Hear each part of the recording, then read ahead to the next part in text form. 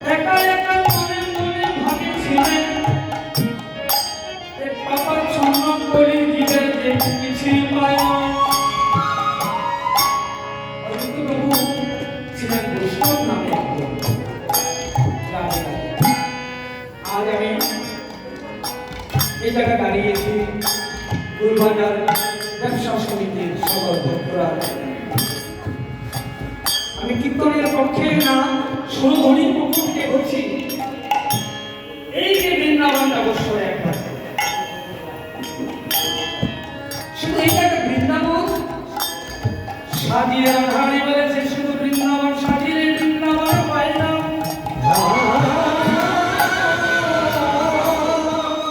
যারা কীর্তনটাকে ভালোবাসে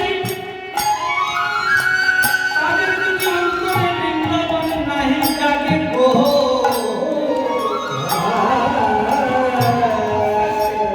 তাহলে বৃন্দাবন দেখায় কিছু লাভ নয়। এখন অজিতবাবু নামে একজন বৈষ্ণব শান্তিপুরে এসে তপস্যা করছে। না বাবা, তপস্যায় বসে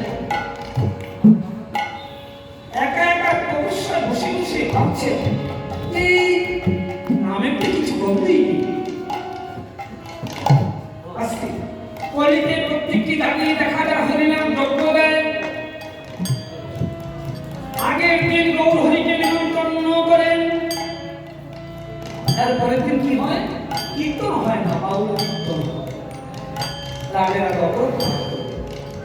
বাউল কীর্তন না, আগের দিন আমরা অধিবাস করি। তাহলে অধিবাস কীর্তনে যদি করি তাহলে এই জায়গায় কি কিসের নাম যজ্ঞ? হরিনাম যজ্ঞ।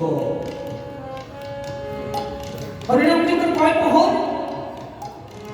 হরিনামে কিন্তু 100 দিন উপর, যেমন আমাদের গুলবাজারে কত 21 দিন না 19 দিন 152। তাহলে এ জায়গায় দেখুন একজন আমার বৈষ্ণব আর একজন বৈষ্ণব, এমনি তো সবাই। আচ্ছা বাবা, তুমি 52 প্রহর করে হরিনাম দেখো। হরিনাম যতই কীর্তন হোক আর প্রহর মানে অষ্টপ্রহর হরিনাম যজ্ঞই সংকল্প যজ্ঞ, তাতে নামের আকারে 2 মাস যজ্ঞ করে কেউ নিরানন্দ হবে না। অজিতবাবু বসে বসে শান্তি করে তপস্যা করে, কিন্তু আমার চৈতন্য মহাপ্রভুর আশা 56 বছর পরে আমার অজিতবাবু গমন করেছেন।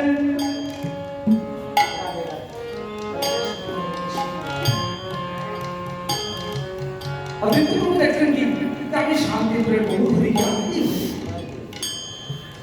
আজকে অনেক আগ্রহ হয়ে গিয়েছে, আমি সবার ব্যবসা সমিতি বৈষ্ণব বিষয়রা একটু আলাপ করবো আমরা, যারা একটু ঠিক আছে।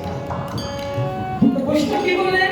চতুর্দিকে চাই দেখলেন যে কেউ নেই। যেমন আমরা রাত্র 2টায় আসা বলে এ জায়গায় কিন্তু প্রথম কিন্তু কেউ থাকে না। কেন থাকে না? কীর্তনিয়ার উপরে বিশ্বাস করে হরিনাম করতে দিয়েছি। আমরা তো 2 মাস 3 মাস পর্যন্ত চাঁদা তুলেছি, প্রসাদ কিভাবে হবে, কীর্তনিয়ার সেবা কিভাবে হবে। তাহলে আমরা কীর্তন যখন আরম্ভ হয়ে যায় গুলবাজারে, কীর্তনিয়ার প্রতি বিশ্বাস করে সবাই যায় তাতে যদি কোনো কীর্তনিয়ার যদি রাগ ঘটে যায় তারই তখন অকালে মৃত্যু হয়ে যায়। অজিতবাবু কেটে কেটে বলছে, নাহি হরি ভক্তির দেশ মায়া মত সর্বশেষ।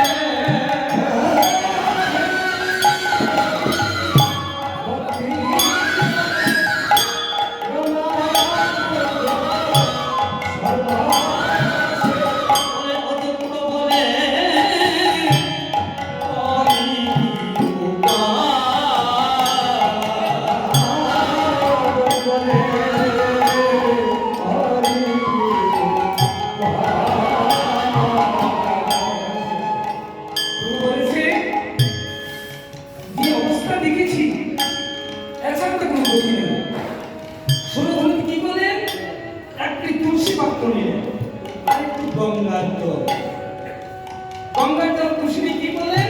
প্রভু তুলসী গঙ্গার জল নীল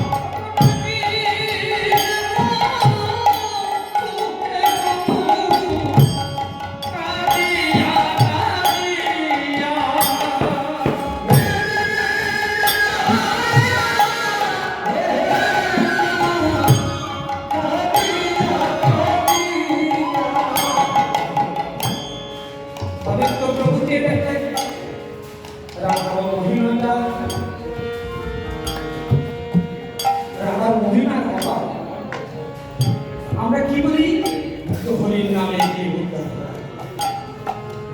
পিতা মাতা বন্ধু বান্ধব ভাই মারা গেলে আমরা কি বলি ও ভাই একটু নাম করো আমাদের বাড়িতে, একটু নামে হরির নামে যে উদ্ধার হয়। কিন্তু আসল মূল জায়গাটা কি? হরির নামে যে উদ্ধার হয় রাগে রাগে বাবা, কিন্তু না গো, যখন কীর্তনিয়া পরিশোনা হয়, ভক্তের সঙ্গে আলিঙ্গন হয়, সেটা বলি কিন্তু হরির নামে যে উদ্ধার হয় না, হরির নামে যে উদ্ধার হয়। আর যখন হরি স্বয়ং নামে তখন ভক্তে মিলন হয়। তাই বলি হরি হরি বলো হরি হরি।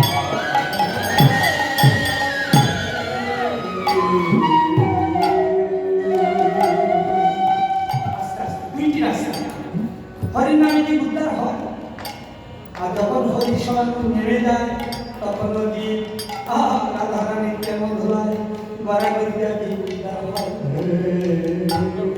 আবার বলছি কি হরি নাম করো, কৃষ্ণ নাম করো। আমরা বলি না যে কৃষ্ণ নাম করো, দেখো বাবা কৃষ্ণ নাম করো না, কৃষ্ণ অর্ডার দিয়েছি কৃষ্ণ নাম করো। গোবিন্দ বলে দেখো আমাকে বলছে যে আমি নাম করার জন্য, আমার নাম আমি করার জন্য। আমরা বলি যে শেষ পথে একটা কৃষ্ণ নাম করো আস্তে আস্তে, অর্থাৎ কৃষ্ণকে যেন বলি কৃষ্ণ তোমার নাম তুমি করো, তোমার নাম তুমি করো, কৃষ্ণ নাম করো। আমরা এই বিচার করি না, কেননা বলিতে চেষ্টা করি যে আমাদের বিনাশ হয়ে যায়। বাবার ছেলে বলেনি কেন, মহাপ্রভু বলেছে 1 কোটি ভক্তদ্বীপের মধ্যে পাওয়া যায় একজন মুক্তদ্বীপ। না বাবা, আমি কিন্তু শাস্ত্র জানি না। আর 1 কোটি মুক্তদ্বীপের মধ্যে পাওয়া যায় একজন মুক্ত সিদ্ধ, আর 1 কোটি মুক্ত সিদ্ধর মধ্যে পাওয়া যায় একজন কৃষ্ণ ভক্ত না হয় একজন পরম বৈষ্ণব নিতাই গৌরীমান।